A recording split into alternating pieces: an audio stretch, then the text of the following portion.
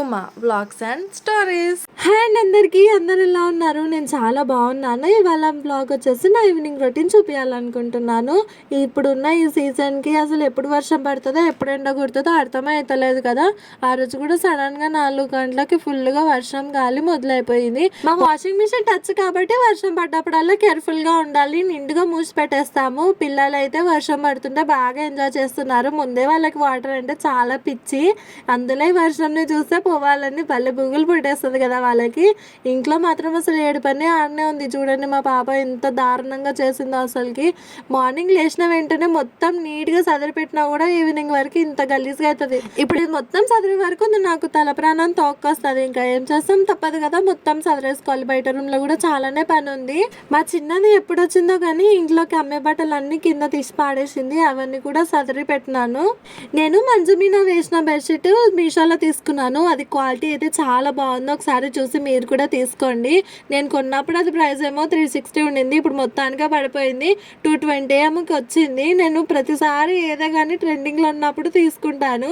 ఒక నెల 2 నెలలకి అదే కాస్ట్ తగ్గిపోతాయి. ఇవి బాగున్నాయి కదా క్వాలిటీ కూడా అని చెప్పేసి ఒకటి వచ్చిన తర్వాత వెంటనే మళ్ళీ 8 బుక్ చేసినాను. అవి కూడా డిఫరెంట్ కలర్స్ బుక్ చేసిన. ఎల్లో కలర్ మాత్రం క్వాలిటీ అస్సలు మంచిగా రాలేదు. 2-3 టైమ్స్ ట్రై చేసినాను నేను. ఇంకా బ్లూ పింక్ మాత్రమే 2 తీసుకున్నాను. ముఖ్యంగా అన్నిటికన్నా చూసుకుంటే ఫ్లిప్కార్ట్లో బెడ్షీట్స్ బాగుంటాయి. ఎక్కువ కాస్ట్ ఏవైతే ఉంటాయో ఫ్లిప్కార్ట్లో అవి క్వాలిటీ కూడా సూపర్గా అనిపిస్తాయి. అప్పటికి అమ్మమ్మ ట్రిప్కి వెళ్ళి 5 రోజులు అవుతున్నది, వస్తా నిన్నది. అప్పుడే అశ్వత్థామ్ అయితే ఫుల్ ఎగ్జైట్మెంట్తో ఉన్నాడు. బాగా వెయిట్ చేస్తున్నాడు ఎప్పుడు వస్తుందా అని. ఇంతసేపు కదా నేను నీట్గా సదిరి పెట్టినాను. 1 2 3 అనుకుంటా బాగా జామ్ చేస్తున్నాడు. ఎంత మంచిగా పెట్టినా పిల్లలు మాత్రం దెబ్బకు పాటలే పెడతారు. నాకు ఎప్పటి నుంచో ఒకటి అర్థం కాదు. నేను డ్రెస్సింగ్ టేబుల్ కొన్నప్పుడు కూడా చూసినాను, ప్రతి ఒక్క దానికి పోయినా సరే కింద ఇచ్చి 2 డోర్లకి లాక్ ఇవ్వరు. ఎందుకబ్బా అట్లా అంటే రెడీ చేసే వాళ్ళకి కొంచెం ఆలోచన థాట్ గిట రాకనా, లేకపోతే ఇట్లా పిల్లలు చాలా వరకు కిందనే గలీజ్ లేపేస్తారు. కానీ వాళ్ళు మాత్రం కిందనే లాక్ ఇవ్వరు, పైన వాటికి లాక్ ఇస్తారు. నేను కూడా ఎప్పుడు చున్నీలు అందులోనే వేసి పెట్టుకుంటాను. మా పిల్లలు మాత్రం అస్సలు ఉంచారు. నా పనిలో నేనుంటే అశ్విత పనిలో అశ్విత ఉంది, అది ఇది గుంజేసుకుంటా, అది ఇది తీసి పాడేసుకుంటా. ఆ ఒక్క రూపే నీట్గా మొత్తం కంప్లీట్గా చదివే వరకు నాకు అర్ధగంట టైం పట్టేసింది. తర్వాత కిచెన్లోకి వచ్చినాను. పిల్లలు నా చుట్టే తిరుగుతున్నారు. అమ్మమ్మ లేదు కదా, ఉంటే అమ్మమ్మతో ఆట పెడుతుండే. ఇంకా వీళ్ళిద్దరు మళ్ళీ పప్పు గుత్తులు తీసుకొని ఆట పెట్టిర్రు. అశ్వత్థ అమ్మ పప్పు రుబ్బుతున్నాడు.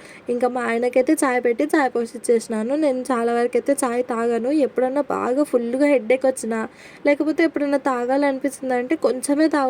అది కూడా బిస్కెట్ ఉంటేనే బిస్కెట్తో అందుకొని తింటాను. చాయ్ నార్మల్గా అయితే తాగాను.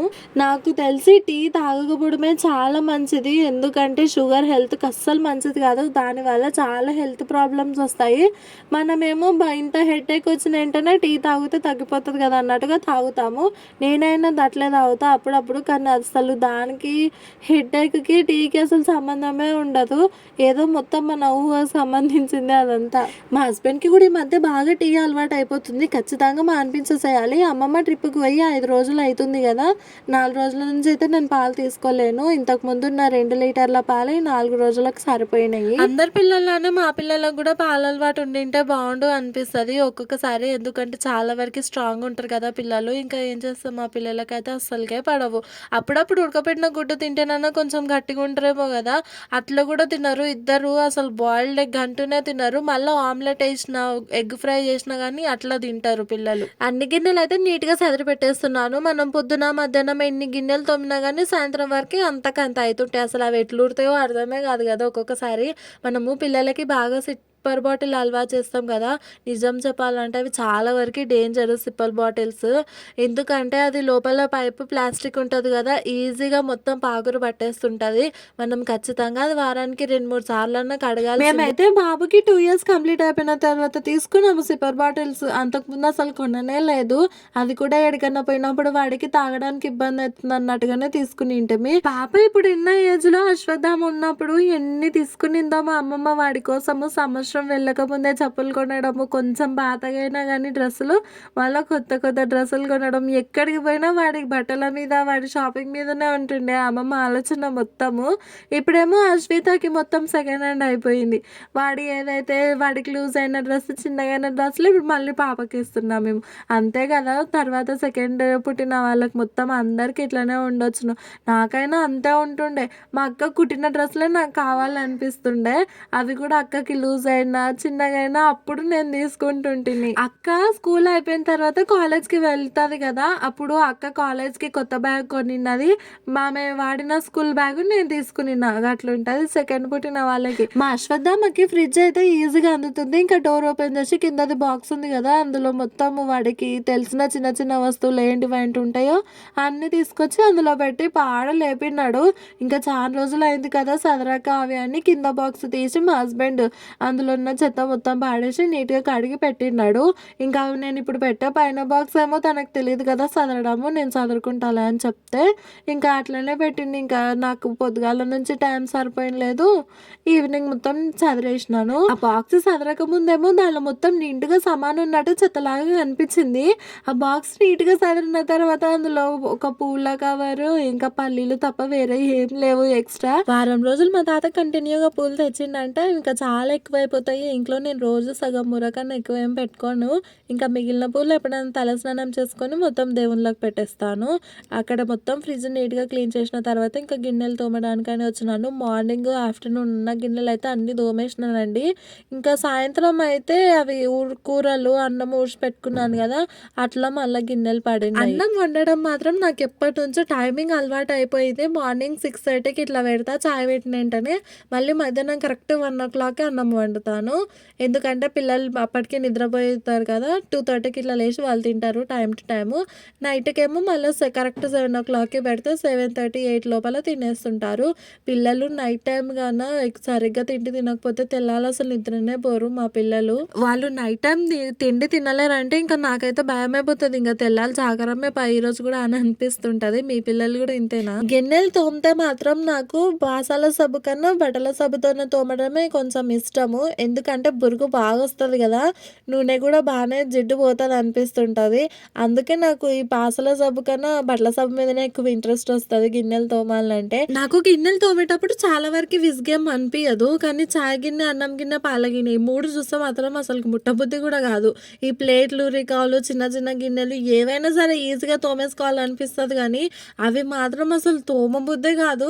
నాకు తెలిసి చాలా మంది ఉండొచ్చు ఈ విధంగా. మనము గిన్నెలు తోమేటప్పుడు చాలా వరకు స్టీల్ పీస్ యూజ్ చేయొద్దంట కదా, నేను కూడా న్యూస్లో బయట అట్లా విన్నాను. అందుకు నేను కొంచెం అవాయిడ్ చేయాలని అనుకుంటున్నా. ఇప్పటికీ నేను మానేసి కూడా 3 వారాలేమో అవుతుంది. చూడాలి ఇంకెన్ని వారాలు నేను అట్లా ఉంటానో మరి. కానీ గిన్నెలు ఏమన్నా అడుగు పట్టినప్పుడు నార్మల్ పీస్తున్న రుద్దాలంటే చాలా వరకు ఇబ్బంది అవుతుంది. ఎంత రుద్దినా అడుగు పట్టేది మాత్రం పోదు. ఆ స్టీల్ పీస్ అంటే ఈజీగా పోవు. కానీ చూద్దాం. ఇద్దరు పిల్లలకైతే మా ఆయన టీవీ పెట్టి ఆడిపిస్తున్నారు, అంటే టీవీలో రైమ్స్ పెట్టి. అందుకే నేను ఇంత ఫ్రీగా గిన్నెలు తోముకోగలుగుతున్నాను. ఇన్ని రోజులు నాకు పెద్ద ఐడియా తట్టలేదు టీవీలో రైమ్స్ పెట్టన్నా వాళ్ళని సైలెంట్గా ఉంచుదామని. ప్రతిసారి అశ్వత్థామ తిన్నప్పుడల్లా ఫోన్ అలవాటు అయిపోయింది. ఇప్పటికైనా సరే టీవీ పెట్టి అట్లా అలవాటు చేద్దామంటే అట్లా కూడా తింటలేడు. వాడికి ఫోన్ ఉంటేనే తిండి కావాలంట. పిల్లలు చాలా వరకు టీవీలో రైమ్స్ పెడితే ఫోన్ అవాయిడ్ చేశారంట కదా, నేను కూడా ట్రై చేసి చూడాలి. ఇంక ఇప్పటి నుంచి బాగా అడిగినప్పుడల్లా ఇంకా టీవీలో రైమ్స్ పెడితే సరిపోతుంది.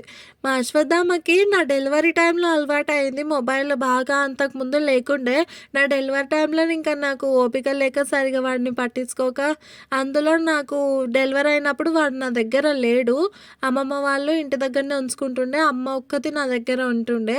అట్లా వాడికి ఇంకా ఫోన్ అలవాటు అయిపోయింది. నేను అడిగినప్పుడల్లా ఫోన్ ఇచ్చి ఇంకా అట్లా అలవాటు అయిపోయింది. ఇప్పుడేమో మానిపించలేకపోతున్నాం.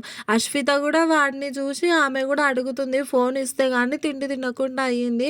పిల్లలకి ఇదేమో అలవాటు, అది మనం చేసేదే వాళ్ళని అనొద్దులే, కానీ ఇంకా ఏం చేస్తాం. అన్ని తోమే వరకు నడుములు చక్కగా అయినాయి. నాకు ఏమైందో మరి 3-4 డేస్ నుంచి బాగా నడుముల నొప్పులు స్టార్ట్ అయిపోయినాయి. అదే డెలివరీ టైంలో వెనకాల ఇంజెక్షన్ ఇస్తారు కదా, అది దానివల్ల మనకి యాక్చువల్గా అంటే పెయిన్ రాదంట, కానీ మనకు వచ్చే నొప్పే అక్కడ ఉంటుంది. మనమేమో అదే అనుకుంటాము. అసలైన నిజం ఏందో ఎవ్వరు కూడా క్లారిటీ ఇవ్వరు ఆ పెయిన్ గురించి. అసలు ఎందుకు ఈ నడుములు ఇంతగానం నొస్తాయో, మళ్ళీ ఇంజెక్షన్ ఇచ్చిన కానీ ఎందుకు అంతగానం గుంజుతుందో ఎవ్వరు చెప్పరు. నాకు కరెక్ట్గా 2 months అయింది. అస్సలకే నిద్ర లేకుండా అయిపోయింది. ఇంతకుముందు పిల్లలు మధ్యాహ్నం పూట ఎప్పుడు నిద్రపోతే వాళ్ళతో పాటు నేను అప్పుడు పడుకుంటుంటే, కానీ ఇప్పుడు వాళ్ళు ఎప్పుడు పడుకుంటారో, ఎప్పుడు యూట్యూబ్ పని చూసుకోవాలని అనిపిస్తుంది. అంటే వీడియో ఎడిటింగ్ కానీ, వీడియో బ్యాక్గ్రౌండ్ వాయిస్ ఇవ్వడం కానీ, వాళ్ళు ఎప్పుడు నిద్రపోతే అప్పుడు రూమ్ సైలెంట్గా ఉంటుంది కదా, ఇంకా వెంటనే ఈ పని చూసుకుంటున్నాను. ఎంత నిద్రపోవాలనుకున్న టైం అయితే అస్సలకి కుదరట్లేదు. మా ఇంటికి రోజు అన్నం కోసం అని ఒక తాత వస్తారు. అంటే మా ఊరైననే అమ్మమ్మ వాళ్ళు ఎప్పటి నుంచో అన్నం ఇట్లా పెట్టిస్తారంట.